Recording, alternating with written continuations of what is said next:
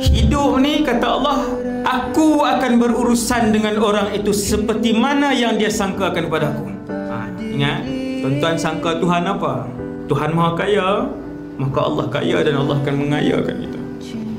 Ana inda husni dhanni abdi bi, kata Allah. Aku, kata Allah, akan mengikut seperti mana yang hamba aku sangkakan kepada aku. Dia tak boleh sangka di mulut je, dia mesti yang di sini. Sangkaan kita, husnuzan kita, keyakinan kita kepada Allah mesti daripada sini, daripada hati.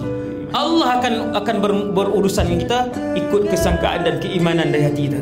Tuan-tuan yakinlah Allah yang akan menyelesaikan masalah kita. Tuan-tuan yakinlah apa saja begitu Allah akan uruskan. Itu janji Allah, akan janji saya. Aku adalah seperti mana baik sangkanya hamba-Ku kepada aku. Kalau dia buruk sangka, aku akan buat macam tu. Dia kata Allah Ta'ala tak bagi yang ni, aku akan buat begitu.